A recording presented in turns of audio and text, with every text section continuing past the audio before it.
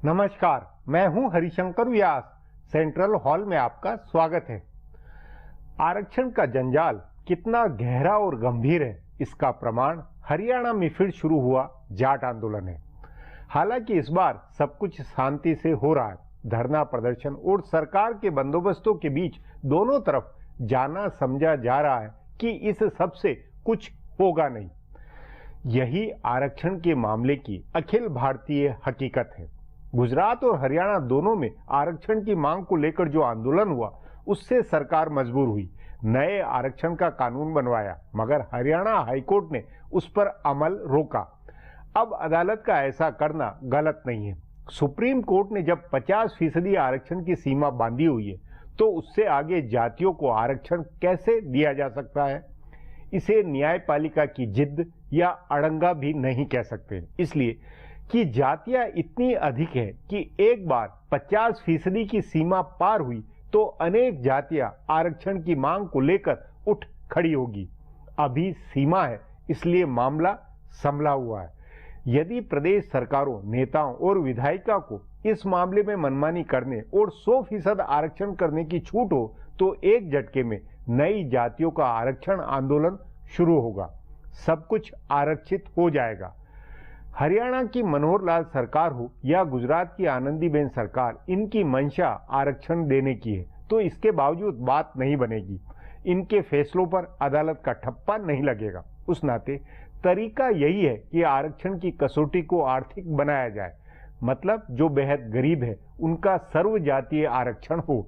अनुसूचित जाति और जनजाति का आरक्षण कोटा क्योंकि सामाजिक आधार पर है, इसलिए वह जस का तस रहे, मगर उस कोटे में भी जो आरक्षण का लाभ ले चुके हैं, जिन्हें फायदा हो चुका, उनके बजाय अभी तक वंचित गरीब की कसौटी अपनाई जाए। बाकी तमाम जातियों में आर्थिक तौर पर पिछड़े की मूल कसौटी है, तो उसे सर्वजातीय फैलाने जैसी नई अप्रोच अपनानी होगी। क्या नहीं, आज इस पर चर्चा है, मगर उससे पहले गपशप और खास सुर्खियां है। शुरुआत सियासी गपशप से करते हैं।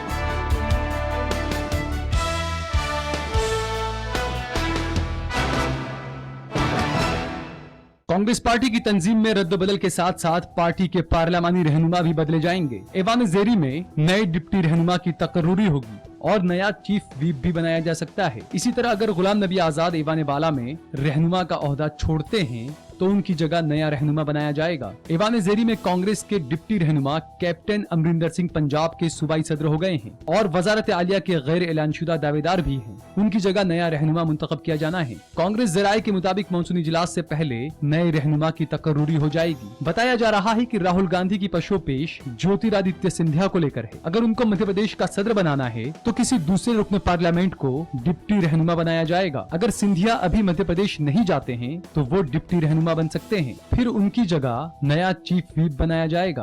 पहले दीपेंद्र हुड्डा का नाम चीफ व्हिप के लिए सुर्खियों में था, लेकिन हरियाणा के ऐवान बाला के इंतखाबात के बाद उनके इम्कानात तकरीबन खत्म हो चुके हैं। दूसरी जानिब गुलाम नबी आजाद के जनरल सेक्रेटरी बनने और उत्तर प्रदेश का चार्ज संभालने के बाद इस बात की कयासाराइयां लगाई जा रही है कि ऐवान बाला में नया रहनुमा मुंतखब किया जाएगा। आनंद शर्मा इसके लिए जोर लगा रहे हैं, लेकिन ये भी कहा जा रहा है कि पी चिदम्बरम को इसलिए लाया गया है ताकि वो आजाद की जगह ले सकें। लेकिन कांग्रेस जराये का कहना है कि आजाद दोनों ओहदों पर रहेंगे। वो पहले भी वजीर रहते हुए सूबों के इंचार्ज रहे हैं और उनके लिए एक शख्स एक ओहदे के उसूल में ढील दी जा सकती है।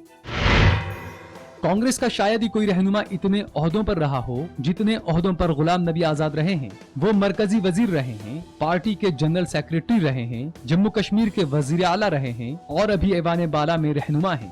कांग्रेस आला कमान के सामने उनकी जरूरत का ग्राफ काफी ऊंचा उठा हुआ है। तभी उनको उत्तर प्रदेश का इंचार्ज बनाए जाने के बाद इसकी कयासाराइयां लगाई जा रही है कि वो कांग्रेस के लिए मफाहमत की बात कर सकते हैं। गुज़िश्ता एक साल में हुए असेंबली इंतखाबात में आजाद ने बड़ा अहम किरदार अदा किया है। उन्होंने तमिलनाडु में कांग्रेस और डीएमके की मफाहमत कराई। पी चिदम्बरम के साथ करुणानिधि की हमआहंगी होने के बावजूद सोनिया गांधी ने मफाहमत की बात करने और सीटों की तादाद तय करने के लिए आजाद को जिम्मेदारी सौंपी थी। इसी तरह बिहार में टिकट तकसीम का काम भी सोनिया गांधी ने आजाद को दिया था। तभी कांग्रेस के माहिरीन ज़राए का कहना है कि आजाद उत्तर प्रदेश में बहुजन समाज पार्टी के साथ मफाहमत की बात कर सकते हैं। बीएसपी सरबराह मायावती के साथ उनके बेहतर रिश्ते हैं। उनके इंचार्ज होने और उत्तर प्रदेश में सरगर्म होने से मुस्लिम वोटों का रुझान कांग्रेस की तरफ बढ़ेगा और मायावती नहीं नहीं चाहेंगी कि मुस्लिम वोट तकसीम हो। तभी माना जा रहा है कि दोनों जमातों के दरमियान मफाहमत की बात हो सकती है। पंजाब के नए इंचार्ज कमलनाथ भी बीएसपी से मफाहमत के लिए कोशिश करेंगे। कांग्रेस के दोनों नवमुंतखब इंचार्ज जनरल सेक्रेटरी का पहला हदफ मायावती से मफाहमत करने का ही नजर आ रहा है।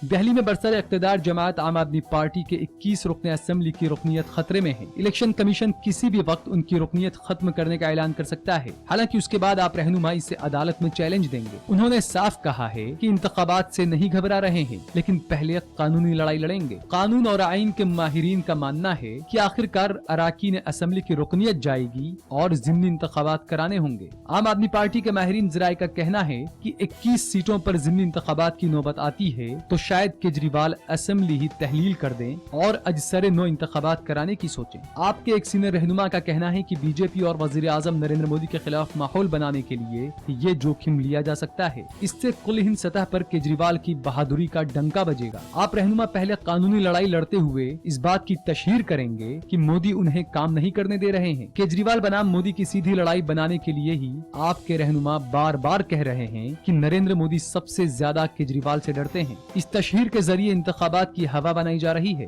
माहिरीन ज़राए के मुताबिक इस बात के इम्कानात हैं कि अगर आपके 21 रुकने असेंबली कानूनी लड़ाई हारते हैं तो पंजाब इंतखाबात के साथ ही दिल्ली में भी वक्त से पहले इंतखाबात पर भी गौर हो सकता है। अब आज की सुर्खियां ये लीक से कुछ हटकर है और इनसे देश की दशा दिशा को बूझ सकेंगे।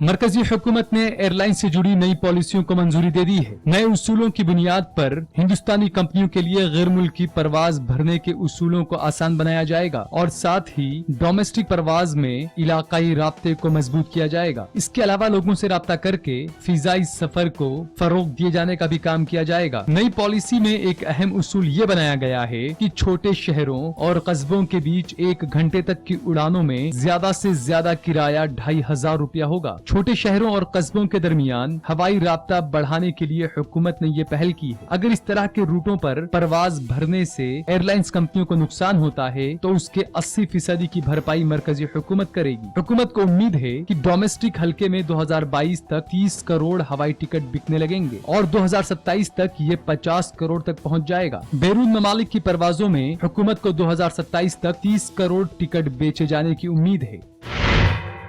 रिजर्व बैंक के गवर्नर रघुराम राजन पर जानबूझकर हिंदुस्तानी इक्तिसादियात को नुकसान पहुंचाने और इत्तलात लीक करने के इल्जाम आयद करने के बाद सुब्रमण्यम स्वामी ने अब उन पर बदनुवानी के इल्जाम आयद किए हैं। उन्होंने वजीर आजम नरेंद्र मोदी को खत लिख कर कहा है कि रिजर्व बैंक की बदनुवानी की तफ्तीश CBI की SIT से कराई जाए। स्वामी ने इल्जाम आयद किया है कि स्मॉल फाइनेंस बैंक को लाइसेंस देने में उसूलों को नजरअंदाज किया गया है। स्वामी का कहना है कि जिन इदारों ने बैंक के लाइसेंस के लिए अर्जी दी थी उनमें से कई इदारे इसके लिए अहल नहीं थे, लेकिन उन्हें भी लाइसेंस दिए गए। उन्होंने लिखा है कि इस मामले में मनी लॉन्ड्रिंग की बू आती है, इसलिए इस मामले की तफ्तीश की जानी चाहिए। उन्होंने साबिक मरकजी वजीर खजाना पी चिदम्बरम पर भी निशाना साधा है और कहा है कि अब भी वजारत खजाना में कई लोग ऐसे हैं जो उनके करीबी हैं।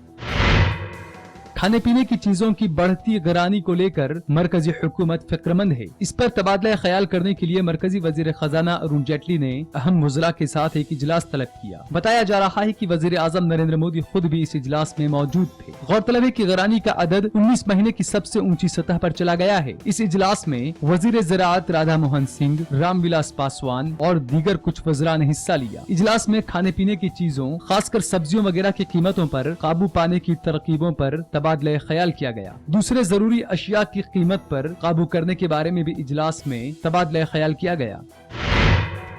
महाराष्ट्र के ATS दस्ते ने महाराष्ट्र के साबिक वजीर एकनाथ खड़से को क्लीन चिट दे दी है। माहिरीन ज़राए का कहना है कि ATS की तफ्तीश में पता चला है कि खड़से ने अंडरवर्ल्ड डॉन दाऊद इब्राहिम से फोन पर कोई बातचीत नहीं की थी। ATS की तफ्तीश से पता चला है कि न तो खड़से के फोन पर कॉल आई थी और न खड़से ने कॉल की थी। ज़राए का कहना है कि ATS की तरफ से सामाजिक कारकुन मनीष बांगले पर मामला दर्ज कराया जा सकता है। बांगले ने इल्जाम आयद किया था कि खड़से के फोन से पाकिस्तान के एक नंबर पर कई बार बात हुई है और उसका दावा था ये number underworld don Dawood Ibrahim का है। इस तनाजे के बाद खड़से एक जमीन तनाजे में भी फंसे थे और फिर उनको हुकूमत से इस्तीफा देना पड़ा था। फिलहाल अब एक ब्रेक है, फिर खुलासा होगा।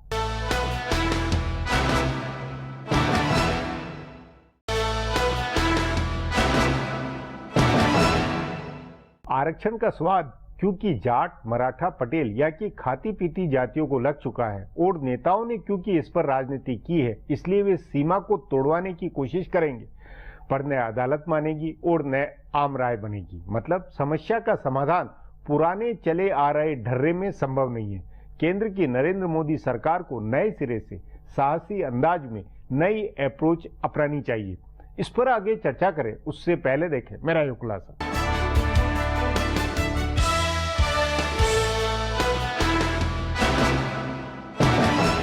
हरियाणा में जाट रिजर्वेशन की तहरीक का दूसरा मरहला पुरसुकून रहा। पहले मुजाहरे से सबक लेकर पुलिस और इंतजामिया ने भी मुस्तैदी दिखाई और सिक्योरिटी एहलकारों की तैनाती भी कायदे से की। मुजाहरीन भी इस बार पहले की तरह हमलावर नहीं थे। उनको पता था कि इस बार वो अदलिया के खिलाफ तहरीक कर रहे हैं। पहला मुजाहरा हुकूमत के खिलाफ था, उससे घबराकर हुकूमत ने अपना काम कर दिया। मनोहर लाल खट्टर हुकूमत ने जाट, बिश्नोई और त्यागी वगैरह के लिए ओबीसी में एक नई फहरिस्त बनाकर रिजर्वेशन दे दिया, लेकिन पंजाब और हरियाणा हाईकोर्ट ने इस पर पाबंदी लगा दी। मनोहर लाल हुकूमत का रिजर्वेशन देने का फैसला उसी सियासी लाइन पर था जिस लाइन पर पहले उत्तर प्रदेश के जाटों को रिजर्वेशन दिया गया था या महाराष्ट्र में मराठों को रिजर्वेशन दिया गया था। अदालत ने उन दोनों फैसलों पर भी पाबंदी आयद कर दी थी। इसका सीधा मतलब है कि जिस तरह से सियासी फैसलों में यकसानियत है, उसी तरह अदलिया के फैसलों में भी यकसानियत बनी हुई है। हुकूमतें लोगों को लुभाने के फैसले करने या मज़ाहरों की फिक्र में रिजर्वेशन देगी और अदालतों में वो खारिज हो जाएगा। लेकिन सवाल है कि ये कब तक चलता रहेगा। इस अमल को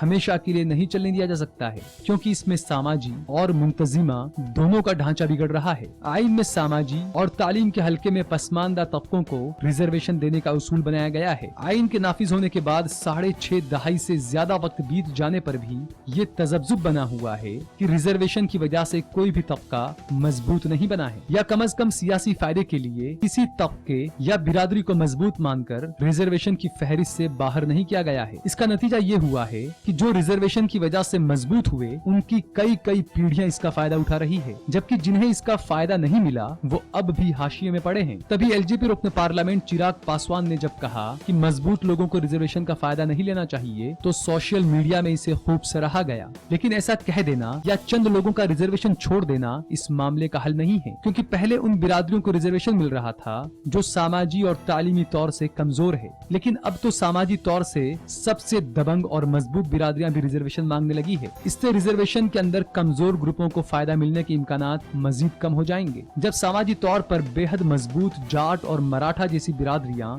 इस बुनियाद पर रिजर्वेशन मांग रही है कि वो गरीब है और उनके पास रोजगार नहीं है, तो इसका मतलब है कि अब वक्त आ गया है कि रिजर्वेशन का ऐसा निजाम हो जिसमें हर बिरादरी, ग्रुप या तबके के गरीब, पसमानदा और हाशिए में पड़े लोगों को उसका फायदा मिले। राजस्थान और गुजरात की हुकूमतों ने इस जानिब पहल की है। उन्होंने इक्तसादी तौर से कमजोर आला बिरादरी को रिजर्वेशन देने का निजाम बनाया है। जरूरत इस बात की है कि मरकजी हुकूमत सभी जमातों और सूबों के साथ बातचीत करके इस जानिब पहल करे। वो SC व ST के लिए रिजर्वेशन के मौजूदा निजाम को बनाए रखकर बाकी ग्रुपों के लिए इक्तसादी बुनियाद पर रिजर्वेशन के बारे में गौर करे। अब एक ब्रेक है, उसके बाद आरक्षण मसले पर चर्चा करेंगे।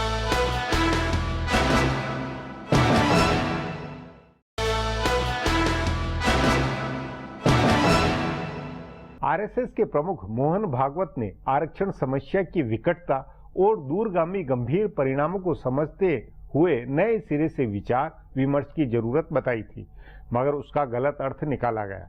जरूरत सिर्फ आरक्षण पर नई अप्रोच की है। आरक्षण खत्म नहीं हो, लेकिन उसके भीतर ऐसा परिवर्तन हो जिससे सब खुश हो और समाज टूटे नहीं।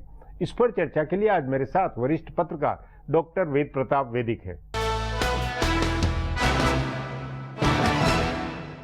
वैदिक जी, हरियाणा में आंदोलन के बाद कानून बनने, फिर हाई कोर्ट से उसमें के ऊपर रोक लगा देने से क्या लगता नहीं कि आरक्षण का मामला फिर ढाक के 3 पात वाला है, कोई समाधान नहीं निकल सकता?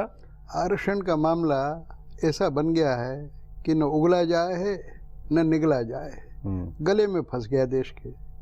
इसलिए फंस गया कि 10 साल तक चलना था, अब 67 साल से उसको चला रहे हैं।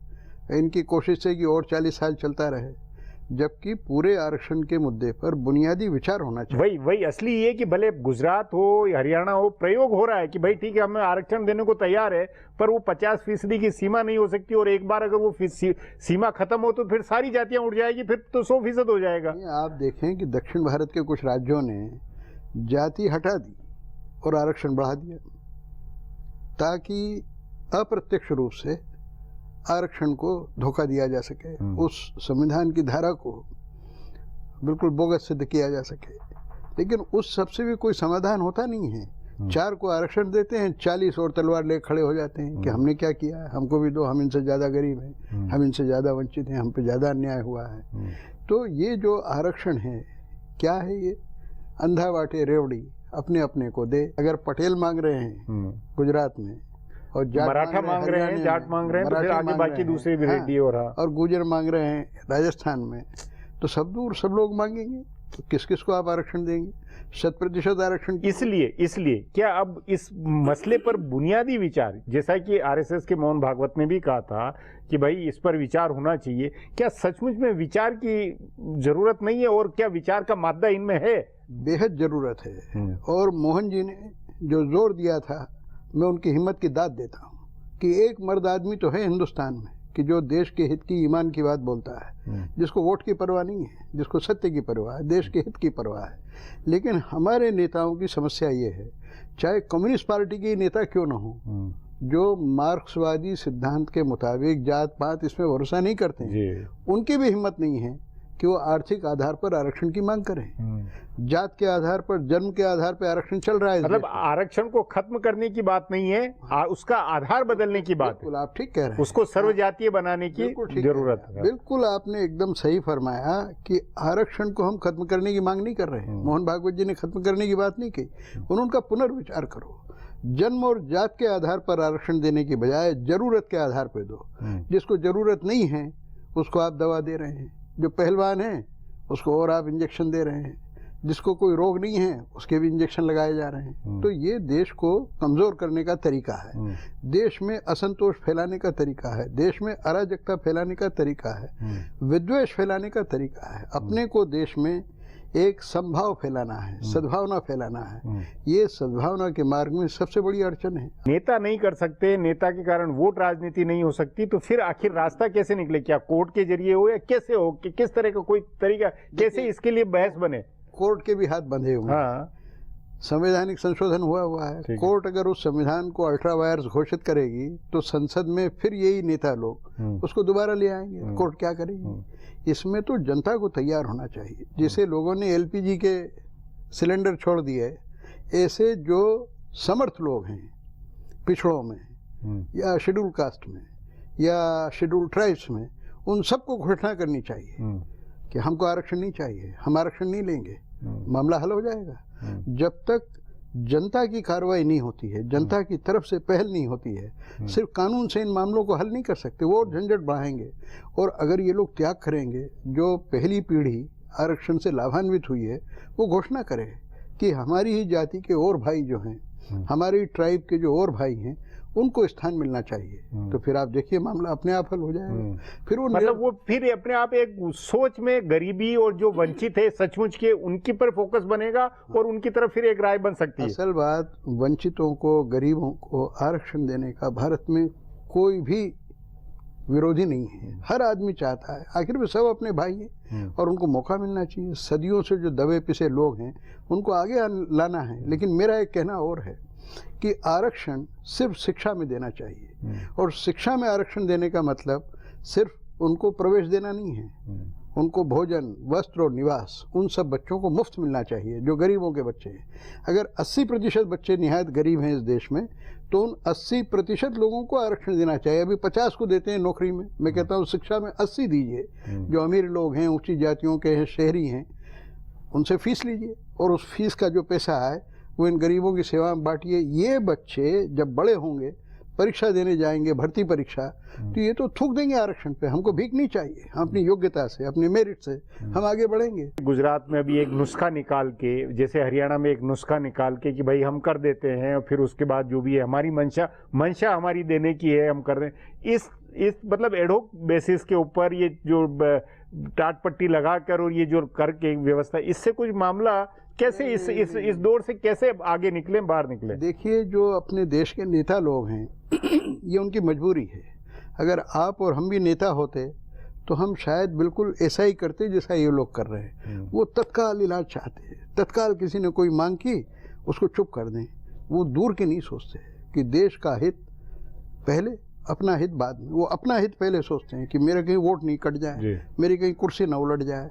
तो जब तक देश का हित सर्वोपरि नहीं होगा, आरक्षण की व्यवस्था इस देश में बदलने वाली नहीं। जी वैदिक जी, बातचीत को यहीं समाप्त करेंगे। प्रोग्राम में आने के लिए बहुत बहुत धन्यवाद। हमारा प्रोग्राम अब यहीं खत्म होता है। आग्रह है प्रोग्राम पर अपनी राय hsvyas@nayaindia.com पर ईमेल करके बताएं या hsvyas@Twitter और Facebook/नया इंडिया न्यूज़पेपर पर जाहिर करें। अब कल फिर मिलेंगे इसी चैनल पर इसी समय।